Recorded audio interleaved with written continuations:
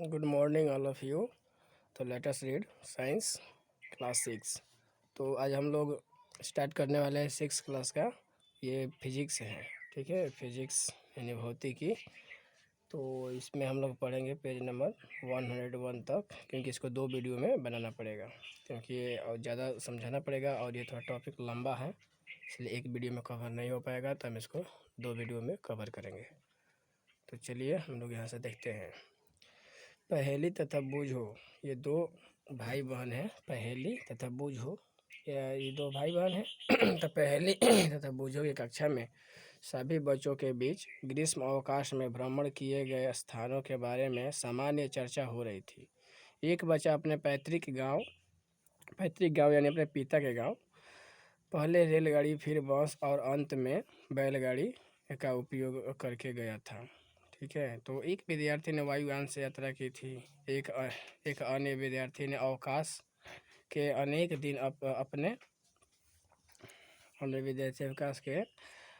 दिन अपने चाचा जी के नाव में सैर करके मछली पकड़ने में व्यतीत किए थे। मतलब ये छोटी में गए थे, भिन्न भिन्न प्रकार के ये लोग यात्रा किए थे।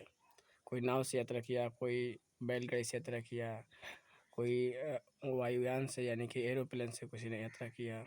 इसके पश्चात अध्यापक ने विद्यार्थी से समाचार पत्र के उन उस उन लेखों को पढ़ने के लिए कहा जिनमें छोटे पहियों वाले पहियों के बारे में वर्णन है, जो मंगल ग्रह की धरती पर चले थे और प्रयोग भी किए गए। इन वाहनों को मंगल तक ले जाने का कार्य अंतरिक्ष यान द्वारा किया गया था। इस बीच पहेली प्राचीन भारत के बारे में कहानियाँ पढ़ती रही तथा अब वह यह जानना चाहती है कि प्राचीन काल में लोग एक स्थान से दूसरे स्थान की यात्रा कैसे करते थे।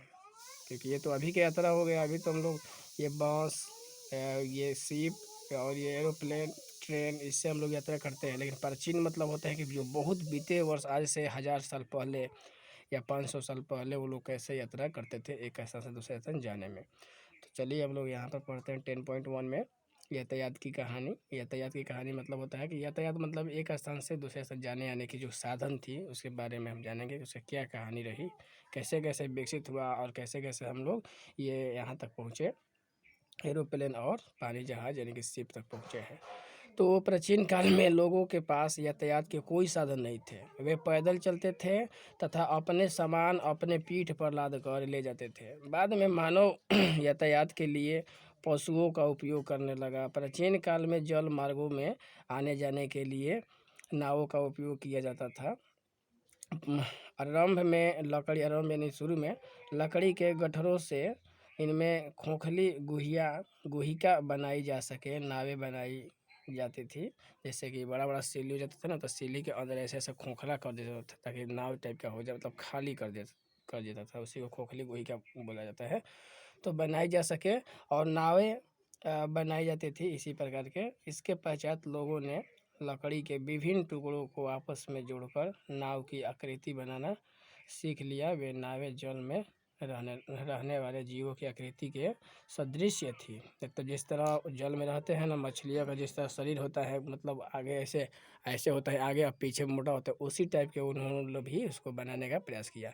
ये जो लकड़ी को इकट्ठा कर करके तो हम लोग भी बनाते हैं। अब जो बाढ़ आ जाते हैं तो इधर हम लोग इस सिल्ली को एक में करके और उसको बांध कर उसका यूज करते हैं। लेकिन उस समय जो था ना, इस समय ये सब थी ही नहीं, उस समय वही मुख्य था। आज तो थोड़ी आजकल तो वो तुच्छ है, मतलब कि थोड़ा समय के लिए उसे यूज किया जाता था। लेकिन उस समय जो ये सब विधियाँ थी वो प्रमुख थी, यानी कि मेन वही सब यातायात का साधन थी पानी के तरफ से। तो ये दिया है 8 एवं 9 में मछलिया की धारा रेखीय आकृति से संबंधित चर्चा को याद कीजिए। ठीक है।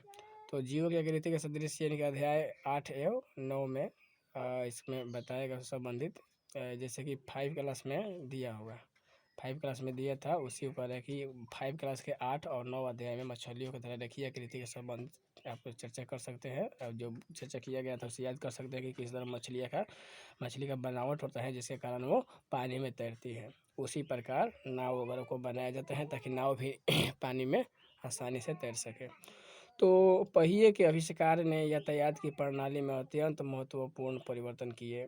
जो पहिया का जब आविष्कार हुआ, पहिया यानी कि जो चक्के होते हैं, चक्के का जब आविष्कार हुआ तो यातायात प्रणाली में अत्यंत यानी कि बहुत महत्वपूर्ण परिवर्तन किया। ठीक है, तो पिछले हज़ारों वर्षों में पहिए के डिजाइन में सुधार किए गए हैं। पहियों पर चलने वाली गाड़ियों को खींचने के लिए पशुओं का उपयोग किया जाता था, क्योंकि जैसे बैलगाड़ी हो गई, देखिए इसमें भी पहिया है, इसमें भी पहिया है, लेकिन ये इंजन से चलती है और ये मानव से चलती है, और ये बैलगाड़ी ये जानवरों से चलती है। तो पहिए का आविष्कार हुआ तो भिन्न भिन्न प्रकार के सब ये साधन आने जाने के लिए बनाया गया। तो 19वीं शताब्दी के प्रारंभ तक भी लोग एक स्थान से दूसरे स्थान तक परिवहन के लिए पशुओं, नावों तथा जहाज़ों पर निर्भर करते थे। वा, वाफ इंजन वाष्प इंजन के आविष्कार से परिवहन के नए साधन का विकास हुआ। वाष्प इंजन से चालित सवारी गाड़ियों तथा मालगाड़ियों के डिब्बे के लिए रेल की पटरियों, यानी कि 19वीं शताब्दी, यानी कि अभी तो 21वीं शताब्दी चल रहा है, 2021 चल रहा है ना, तो ये 21वीं शताब्दी है। आइए 19वीं शताब्दी यानी कि आज से 200 साल पहले भी इस टाइप का मतलब कुछ एक मतलब पशुओं का ज़्यादातर यूज होता था, और पशुओं पर लोग ज़्यादा और नावों पर ज़्यादा लोग निर्भर रहते थे। और जब से भाप जैसे वाष्प इंजन का जब से आविष्कार हुआ ना, जैसे भाप से चलने वाली, तब से कुछ यातायात का प्रोग्रेस हुआ। तभी 21वीं शताब्दी चल रहा है, क्योंकि ये 2021 चल रहा है, तो 2000 ये 20वीं हो गया, ये हो गया 2021, यानी 21, यानी कि 21 वर्ष 100 में से क्या हो, 21 वर्ष बीत गया है, तो वो 21वीं शताब्दी में ही आएगा, जब तक पूरा 21 नहीं हो जाता। तो 19वीं शताब्दी तक हम लोग ऐसे होते थे। तो वाष्प इंजन जब आया तो रेल की पटरियों का उस समय अंग्रेजी शासन रही थी। तो चलिए, यहाँ पर निर्माण किया गया, रेल के पटरियों का निर्माण किया गया। इसके पश्चात मोटर कार, ट्रक, बस जैसे स्वचालित वाहन आए, है ना, वाहन आए, मतलब ऐसे चलने वाले सब वाहन यहाँ पर आए, मतलब बनाए गए, विकसित किए गए, ताकि और सुविधा हो सके। जल पर परिवहन साधन के रूप में मोटर से चलने वाली नावें और जहाज़ों का उपयोग होने लगा। अब जल परिवहन यानी कि जल पर परिवहन यानी कि जल पर यात्रा करने के लिए, अर्थात जल मार्ग से जाने के लिए एक स्थान से दूसरे स्थान साधन को, तो उसके साधन के रूप में मोटर से चलने वाली जो मोटर होता है ना, जैसे पंखा हम लोग मोटर चलाते हैं, तो उसी तरह का वो एक मोटर ही है जो मशीन से चलाया जाता है, जैसे जनरेटर से चलाया जाता है। तो मोटर के रूप में चलने वाली नावें, जहाज़ों का उपयोग होने लगा। 19वीं शताब्दी के प्रारंभ के वर्षों में वायुयान का विकास हुआ। ठीक है, प्रारंभ में मतलब 19वीं शताब्दी प्रारंभ हो रहा था, उसी समय इसका विकास हुआ। ठीक है, तो विकास हुआ जिनमें बाद में सुधार किए गए और इन्हें यात्री तथा सामान ले जाने योग्य बनाया गया। विद्युत रेलगाड़ी एकल रेल यानी कि एक पटरी रेल, यानी कि एक पटरी पे ये चलती थी पहले। प्राध्वनिक यानी कि सुपरसोनिक, प्राध्वनिक यानी कि सुपरसोनिक नाम था उसका, जो एकल रेल थी। तो ये एक पटरी के रेल थी जो ध्वनिक यानी कि सुपरसोनिक। वायुयान तथा अंतरिक्षयान 20वीं शताब्दी के कुछ योगदान हैं। और वायुयान जो अंतरिक्ष यान जो है, जो स्पेस में छोड़ा जाता है, तो 20वीं शताब्दी के मतलब योगदान है, मतलब 20वीं शताब्दी में इसका आविष्कार हुआ था। तो चित्र 10.1 में परिवहन के विभिन्न साधन दर्शाए गए हैं। विभिन्न साधन दर्शाए गए हैं, जैसे यहाँ पर था, ये है 10.1 में सब साधन के बारे में बताए थे, तो वही कह रहे हैं। ठीक है, तो साधन दर्शाए गए हैं। इन्हें प्राचीनतम से आधुनिक परिवहन के साधनों के सही क्रम में व्यवस्थित कीजिए। क्या इनमें परिवहन का कोई ऐसा प्राचीन साधन है जिसे आजकल उपयोग में नहीं लाया जा सकता? तो कह रहे हैं कि इसको सजाना है। प्राचीनतम यानी कि पुराने ज़माने से लेकर अत्याधुनिक यानी कि अभी के युग में कैसे हो रहा है। तो पहले क्या इसमें यूज हो रहा था, तो बैलगाड़ी के बाद साइकिल के बाद ये वाष्प से चलने वाली इंजन, बाँस, इसके बाद जहाज़, इसके बाद एरोप्लेन। तो ऐसे ऐसे इसको प्राचीनतम से आधुनिक यानी कि बीते हुए समय से अभी के समय में इसको सजाकर लिखने को बोल रहा है। ठीक है, तो ये क्या इनमें से कोई ऐसा है जो अभी भी मतलब यूज होता है? तो कहीं कहीं अभी बैलगाड़ी देखने को मिलेगा गाँवों में अधिकतर, हमारे गाँव में तो नहीं, लेकिन आप लोग छत्तीसगढ़ के कुछ गाँवों में जाएंगे तो वहाँ पर देखने को आप लोगों को मिल सकता है। तो चलिए अब आगे चलते हैं 10.2 में। यह डेस्क कितना चौड़ा है?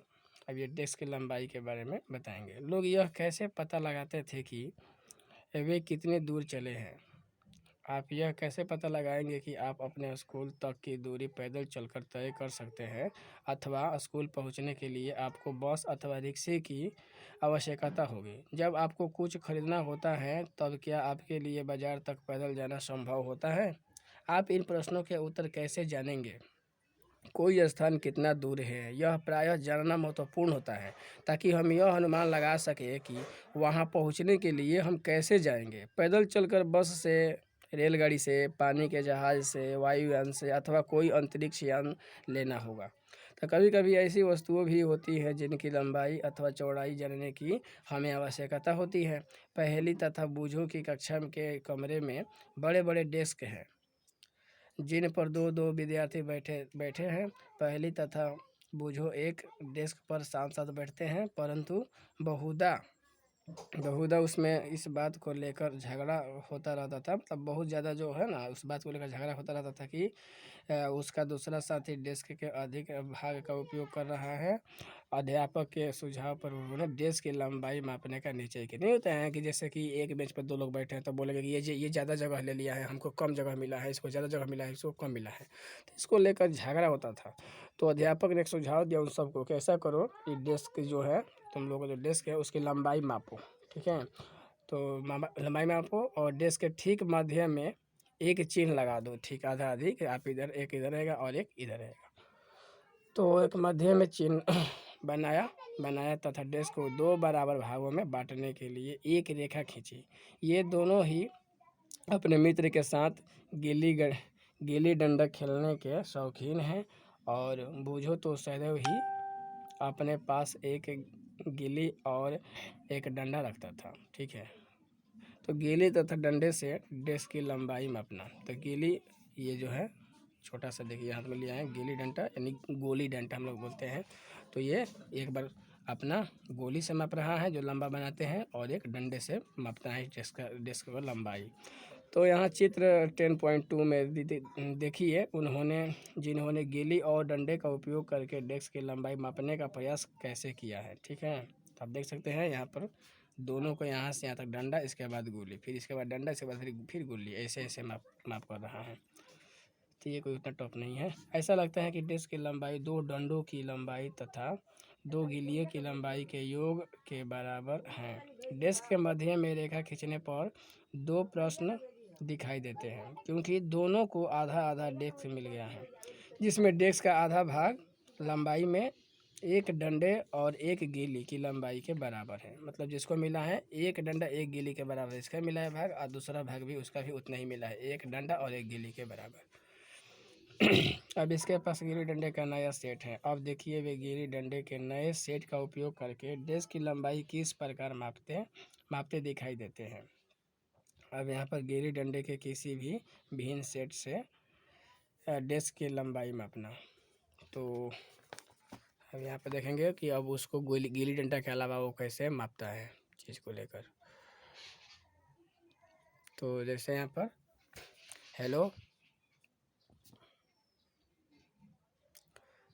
हेलो भी एक लड़का है जो झगड़ा करता था बैठकर एथी के साथ, बूझों के साथ। तो हेलो कह रहा है कि अब जब डेस्क की लंबाई गिल्ली डंडे के नए सेट से मापी गई तब डेस्क की लंबाई ऐसी प्रतीत हुई जैसे यह लगभग दो डंडे तथा एक गिल्ली की लंबाई के बराबर हो। हेलो मतलब सुनने के लिए कहा जा रहा है कि बराबर हो, परंतु फिर भी यह डेस्क का कुछ भाग बच जाता है। यह तो एक गिल्ली की लंबाई से कम है, अब क्या करें?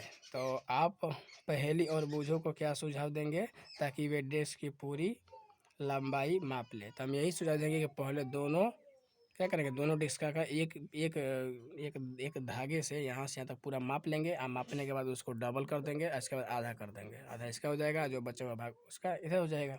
तो यही आप सुझाव देंगे ताकि वे डेस्क की पूरी लंबाई माप लें। ठीक है, तो क्या वे लंबाई मापने के लिए क्रिकेट के विकेट तथा गिल्लियों का उपयोग कर सकती हैं, अथवा आप सोचते हैं कि ऐसा करने से वैसे ही समस्या उत्पन्न हो सकती है? तो वैसे ही उत्पन्न हो सकती हैं, बात वही है। तो वह एक कार्य कर सकते हैं, एक छोटी डोरी ले, देखिए एक छोटी डोरी ले और इस पर दो चिन्ह लगाए। यहाँ डोरी की एक लंबाई होगी, वे डेस्क की चौड़ाई डोरी की लंबाई के पौधों में माप सकते हैं। चित्र 10.4 में दिखाया गया है। देखिए 10.4 में यहाँ पर धागा लिया है और मापने का प्रयास कर रहा है।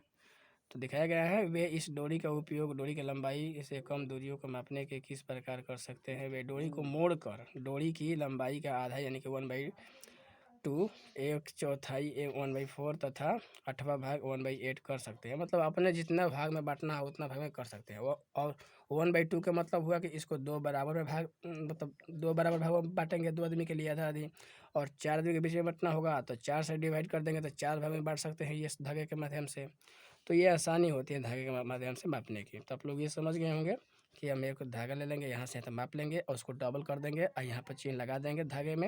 ये डबल हो गया। टेबल करना है, चौरेबल करना है तो उसको और एक बार मोड़ देंगे, इसके बाद यहाँ लगा देंगे और फिर उसको फैलाकर धागे को जहाँ जहाँ डालें वहाँ पर चेन लगा सकते हैं।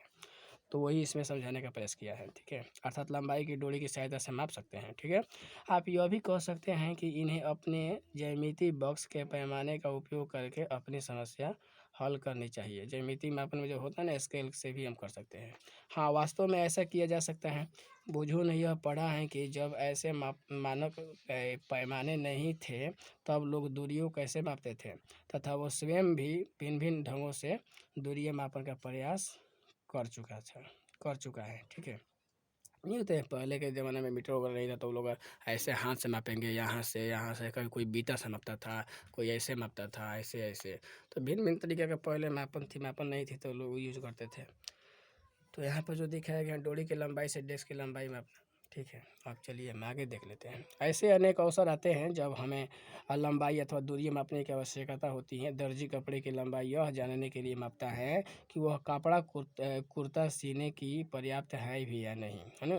मतलब वो कपड़ा माप लेता कि वो सीते समय उसे ये ना महसूस हो कि कपड़ा कम हो गया या ज़्यादा हो गया, इसलिए पहले माप लेता है। बढ़ई किसी अलमारी की लंबाई तथा चौड़ाई इसलिए मापता है ताकि वह यह जान सके कि इस अलमारी के दरवाजे को बनाने के लिए कितनी लकड़ी की आवश्यकता होगी। किसी किसान को अपने खेत की लंबाई तथा चौड़ाई अथवा उसके क्षेत्रफल जानने की इसलिए आवश्यकता होती है ताकि वह यह जान जाए कि वह अपने खेत में कितने बीज बो सकता है। ठीक है, अब क्षेत्रफल पता हो जाएगा लंबा चौड़ाई के अनुसार तो किसान उतना ही बीज डालेगा, ना अधिक ना कम, ताकि आसानी हो। तो इसलिए लंबाई चौड़ाई जो है या क्षेत्रफल ये मापना जरूरी होता है। तथा उसे अपने फसलों के लिए कितने जल की आवश्यकता होगी। यदि आपसे पूछा जाए कि आपकी लंबाई कितनी है तो आप एक ऐसी सरल रेखा की लंबाई बताएंगे जो आपके सिर से आपके पैर की एड़ी तक की रेखीय लंबाई के बराबर है।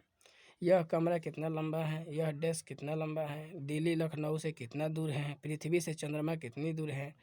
तो इन सभी प्रश्नों में एक बात समान है, ये सभी दो स्थानों के बीच की दूरी से संबंधित हैं। जो भी ये पूछा गया है इसमें क्या समान बात है, मतलब इस समान मतलब बराबर बात है। तो सारे में एक ही बात बराबर दिख रहा है कि एक स्थान से दूसरे स्थान के दोनों के बीच की दूरी के बारे में चर्चा की जा रही है। दो स्थान मेज के दो किनारों की तरह पास पास हो सकते हैं।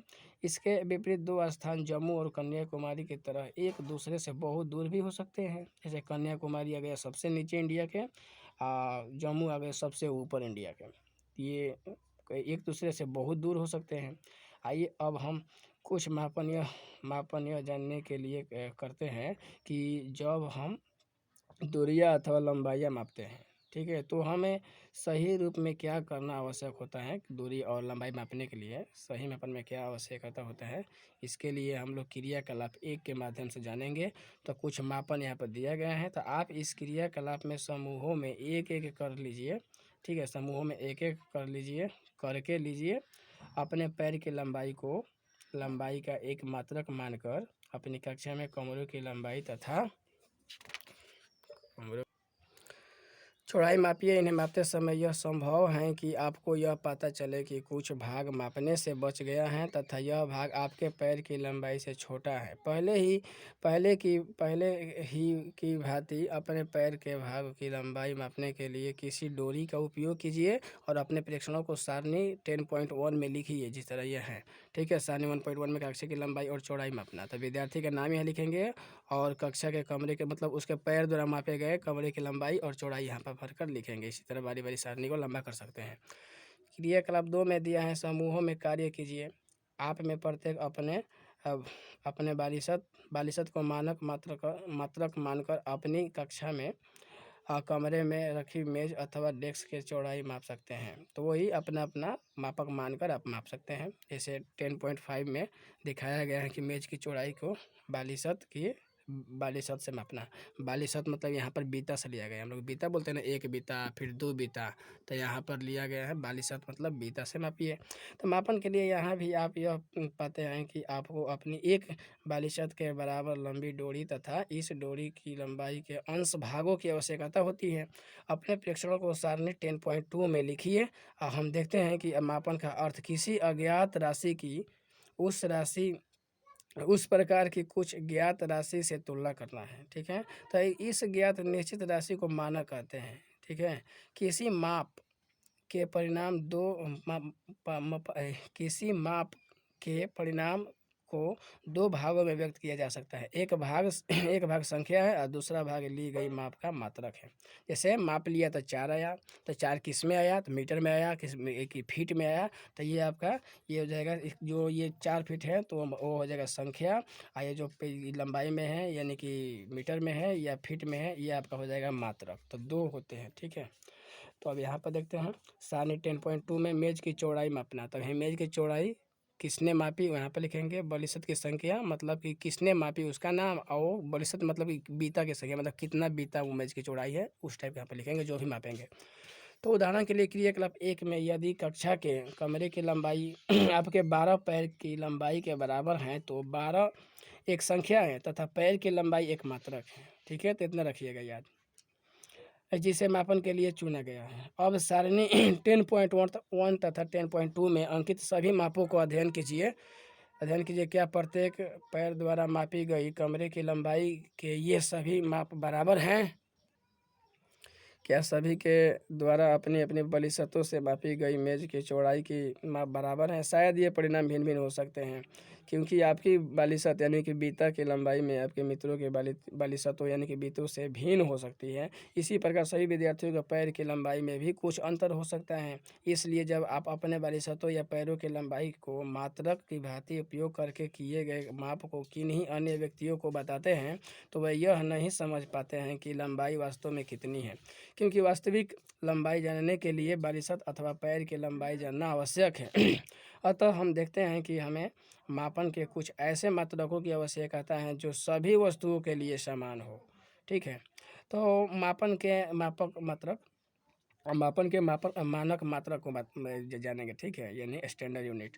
तो प्राचीन काल में पैर की लंबाई, अंगुली की चौड़ाई तथा एक कदम की दूरी, इन सभी मापों का मात्रक के रूप में सामान्य उपयोग होता था, है ना, क्योंकि उस समय मीटर का ये सब फीट का आविष्कार नहीं हुआ था, इसलिए वो लोग पैर से हाथ से आप लोग मापते थे। लेकिन अब तो बहुत सारा तकनीक आ गया है मापने का।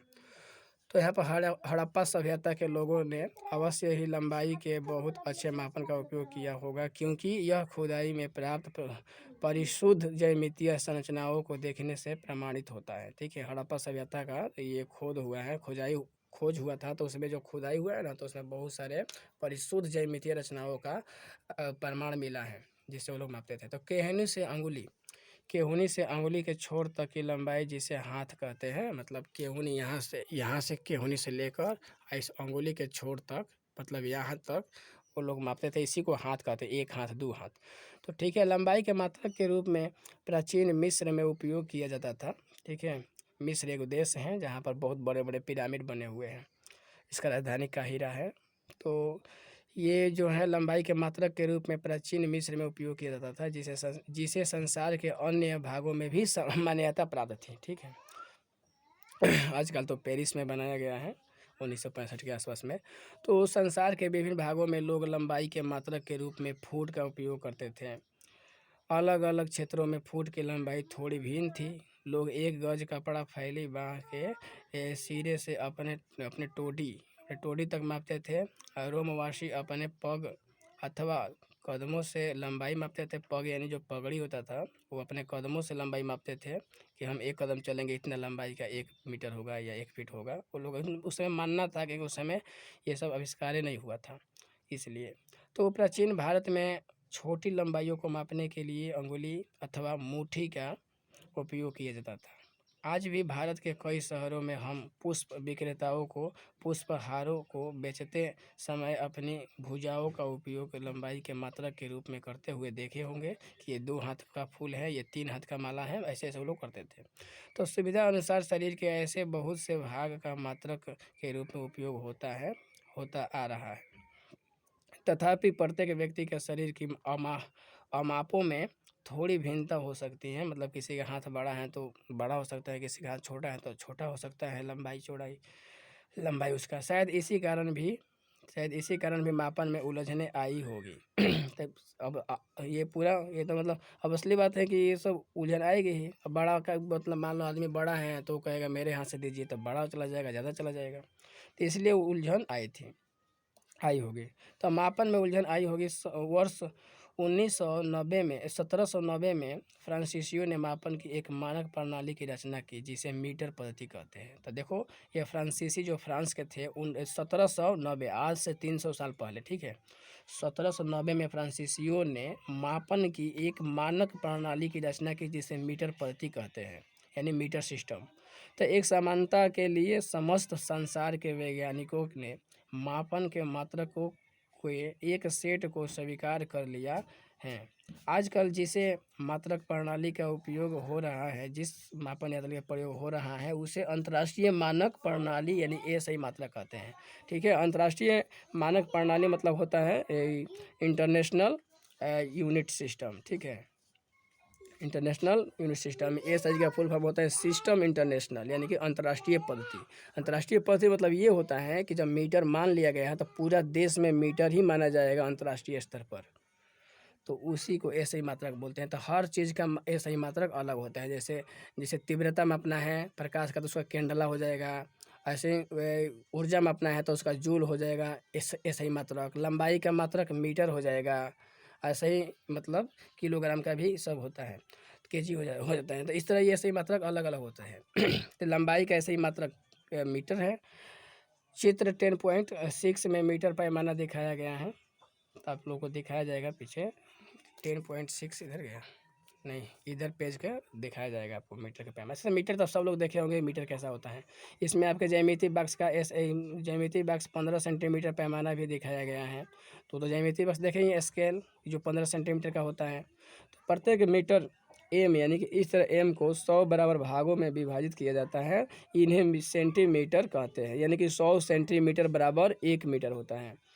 तो जिन्हें सेंटीमीटर कहते हैं, 1 सेंटीमीटर के 10 बराबर भाग होते हैं जिन्हें मिलीमीटर कहते हैं, यानी एमएम कहते हैं। इस प्रकार देखो 1 मीटर बराबर 100 सेंटीमीटर और 1 सेंटीमीटर बराबर 10 एमएम। तो ये लोग तो आप लोग को तो याद ही होगा क्योंकि पिछले कक्षाओं में सब ये सब रटवा दिया गया है और याद करवा दिया गया। आप लोग अच्छी तरह से समझ गए हैं और याद कर लिए हैं और एक दूसरे में कन्वर्ट भी करना सीख चुके हैं मैथ के अनुसार।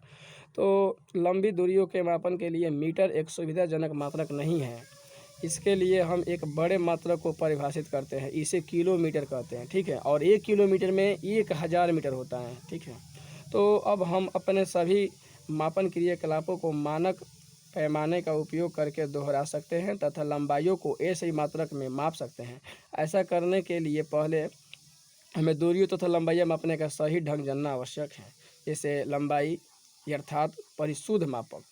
ठीक है, तो अपने दैनिक जीवन में हम विविध प्रकार की मापन युक्तियों का उपयोग करते हैं। लंबाई मापने के लिए हम मीटर पैमाने का उपयोग करते हैं, दर्जी मापक फीते का उपयोग करता है, जबकि कपड़े के व्यापारी मीटर छड़ काम में लाते हैं। तो किसी वस्तु की लंबाई मापने के लिए आपको किसी उपयुक्त युक्ति का चयन करना चाहिए।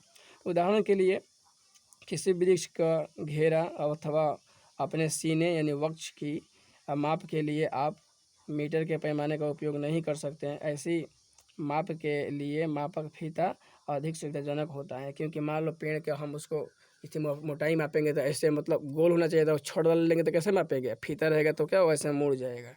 इसलिए फीता से जो होता है सुविधाजनक होता है। तो छोटी लंबाई जैसे कि आपकी पेंसिल की लंबाई मापने के लिए आप अपने ज्यामिति बक्स के 15 सेंटीमीटर पैमाने को काम में ला सकते हैं, जैसे यहाँ पर देखा गया है। तो पेंसिल मापने के लिए तो जो ज्योमेट्री बक्स में उससे भी हो सकता है। तो चित्र 10.7 मापी जाने वाली लंबाई का अनुदिश पैमाना पैमाना रखने की ए सही तथा बी गलत विधि दिया गया है। तो मापने का सही पैमाना जो है ए वाला जो है सही है, बी वाला जो है ये गलत है। तिरछा नहीं सीधा रखना चाहिए, तब अच्छा से माप पाएगा। तो लंबाई मापते समय हमें निम्नलिखित सावधानियां बरतने की आवश्यकता होती हैं। पहला क्या है, तो चित्र 10.7 में दिखाए अनुसार पैमाने को वस्तु के संपर्क में इसकी लंबाई के अनुदिश रखिए। ठीक है, अनुदिश मतलब बराबर रखिए ताकि अच्छा से मापने में कोई दिक्कत ना हो। इसके बाद दूसरा नियम क्या है, कुछ पैमानों के सिरे टूटे हो सकते हैं, आप इन पैमानों के शून्यांक स्पष्ट नहीं देख सकेंगे। चित्र 10.8 में दिखाया गया है। ठीक है, जैसे यहाँ पर है, ये टूट गया है तो दिखाई नहीं दे रहा है, तो इसको पहले आप निश्चित कर लीजिए कि कहाँ पर क्या है, तब उसे मापिए। ऐसे प्रकरणों में पैमाने के शून्यांक से माप लेने से बचिए। आप पैमाने का कोई अन्य पूर्णांक जैसे कि 1.0 सेंटीमीटर चित्र में जो दिखाया गया है 10.8 में 10 में यहाँ पर जो दिखाया गया है, इसमें एक सिरे का पाठ्यांक 1.0 सेंटीमीटर तथा दूसरे सिरे का पाठ्यांक 14.3 सेंटीमीटर है। अतः वस्तु की लंबाई 14.3 सेंटीमीटर से 1.0 सेंटीमीटर है। तो इस दोनों को अगर घटाएंगे तो कितना हो जाएगा ये, और ये घट कर आ जाएगा 13.3 सेंटीमीटर। तो अब माप 3 जो है, माप लेने के लिए आँख की सही स्थिति भी महत्वपूर्ण होती है। चित्र इसमें जैसे दिखाया गया है कि हम सीधा देखेंगे तब सीधा देख पाएंगे, इधर से देखेंगे तो कुछ इधर दिखाई देगा, इधर देखेंगे तो कुछ इधर दिखाई देगा। तो इसी के अनुसार आँखों की जिस बिंदु की माप ली जानी है उसके ठीक सामने होनी चाहिए स्थिति। बिंदु आँख जो है, ये बिंदु बी जो है, इसकी स्थिति सही है, सही स्थिति में है। ध्यान दीजिए कि बी से देखने पर पाठ्यांक 7.5 सेंटीमीटर स्थितियों के ए तथा सी से पाठ्य भिन्न हो सकते हैं। ए से देखेंगे तो अलग दिखाई देगा, सी से देखेंगे तो अलग दिखाई देगा, अब बी से देखेंगे तो वो सही दिखाई देगा। तो इसलिए हमें बी डायरेक्शन में बैठ कर देखना चाहिए, सही सीधा। ठीक है, तो पैमाने के उचित पाठ्यांक के लिए आँखों की स्थिति होना आवश्यक है। क्रियाकलाप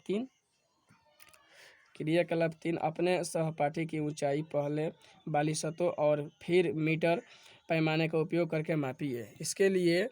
इसके लिए जो ये सारणी है, सारणी में आपको लिखने भी जाना है। जैसे कि ऊंचाई किसने मापी उसको लिखेंगे, और ऊंचाई बालिशत यानी कि बीता को लिखेंगे कितना बीता हुआ, और ऊंचाई सेंटीमीटर में लिखेंगे कि सेंटीमीटर में कितना सेंटीमीटर हुआ।